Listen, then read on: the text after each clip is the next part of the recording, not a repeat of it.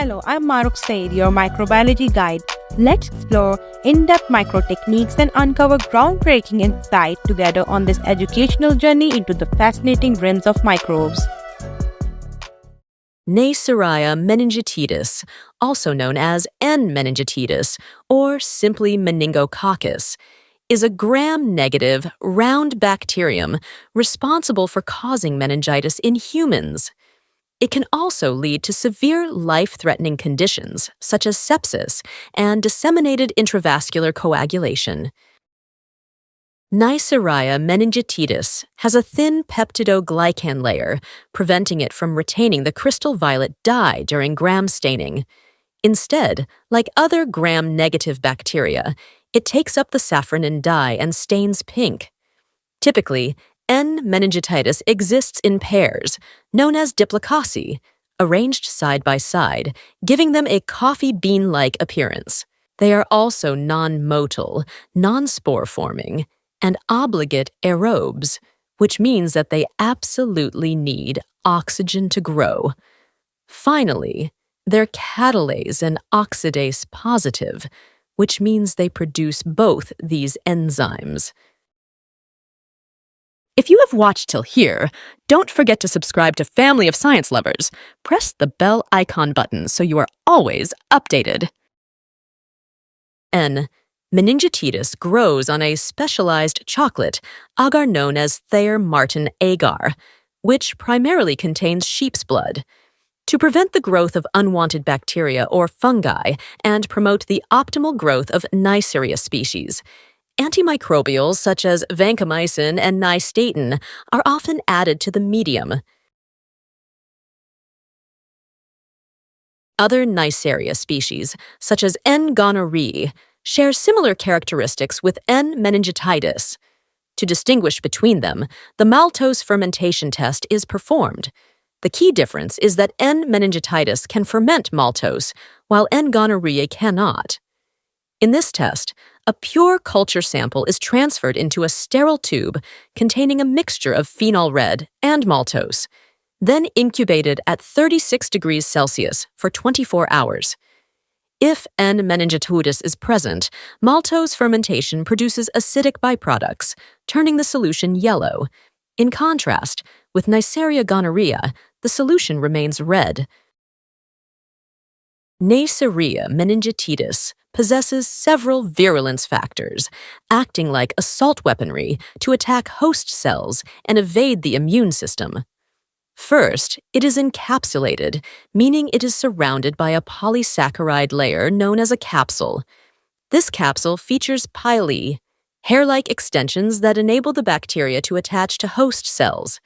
Beneath the capsule lies the outer cell membrane, which contains two opacity proteins, OPA and OPC, that further aid in the attachment of N. meningitidis to host cells.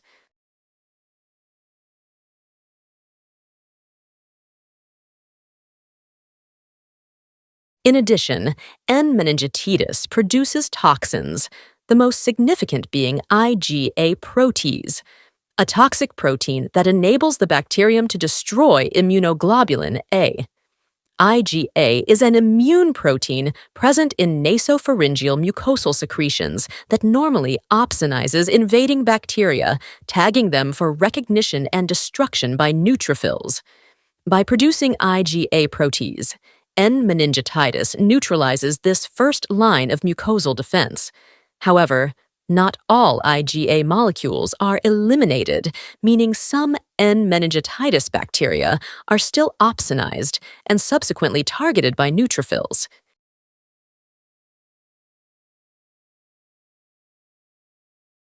Inside a neutrophil, N. meningitidis is enclosed within a phagosome, a bubble where reactive oxygen species like H2O2 are released to kill the bacterium. However, N. meningitidis produces catalase, an enzyme that breaks down H2O2, allowing the bacterium to survive.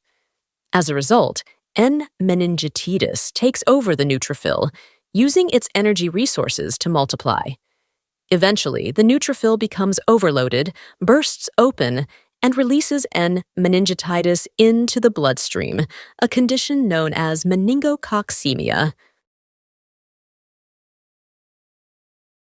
Once in the bloodstream, N. meningitidis utilizes a toxin called factor H binding protein, which inhibits factor H, a key protein in the alternate complement pathway responsible for antibacterial immunity. This enables N. meningitidis to spread, multiply, and release toxins, leading to the destruction of capillary endothelial cells and causing leaky capillaries. Additionally, N.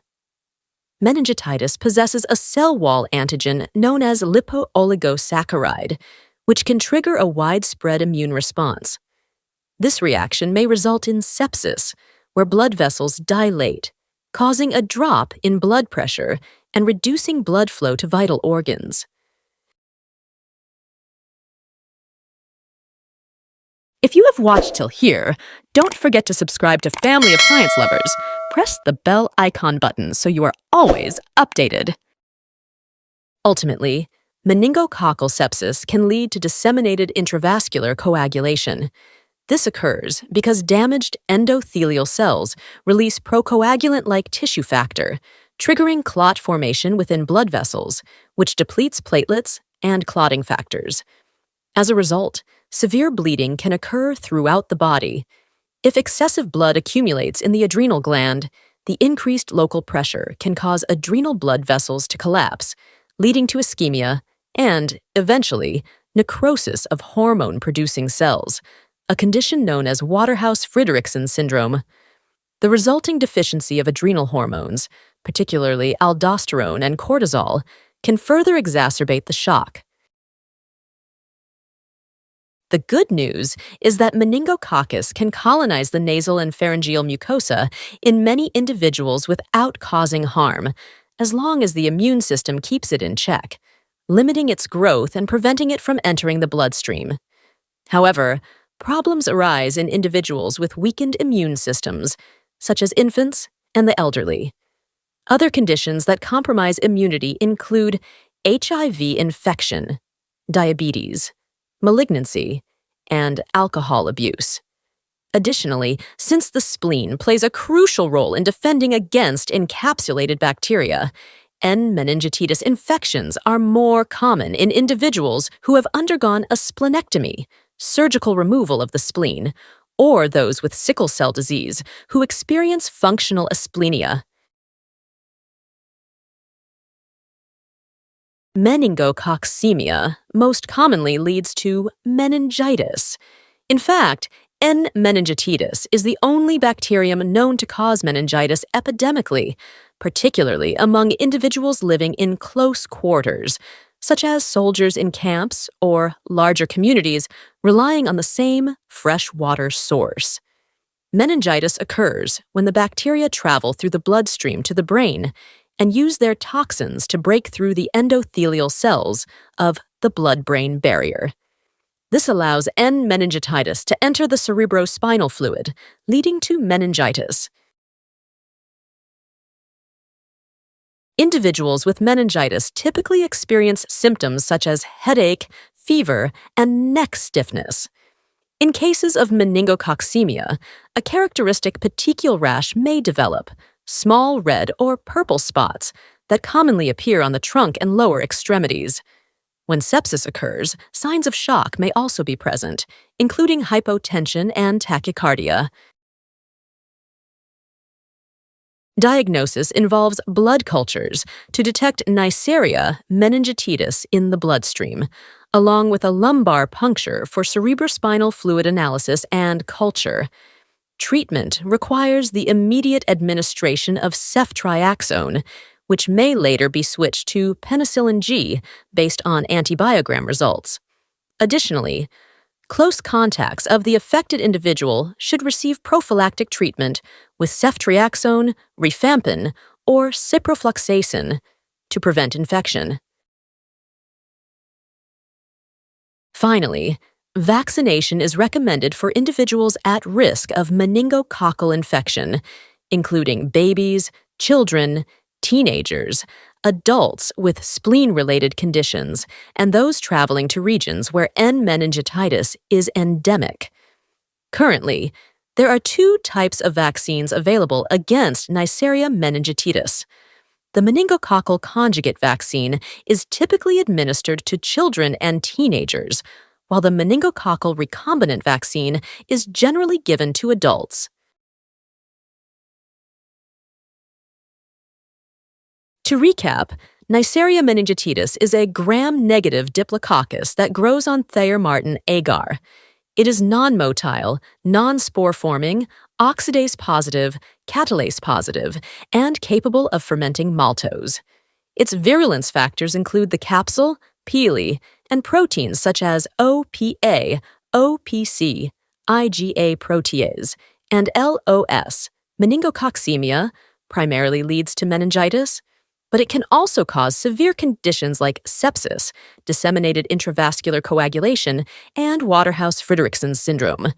Treatment involves intravenous Ceftriaxone, which is initiated immediately upon clinical suspicion. Once CSF culture and antibiogram results are available, treatment can be adjusted accordingly.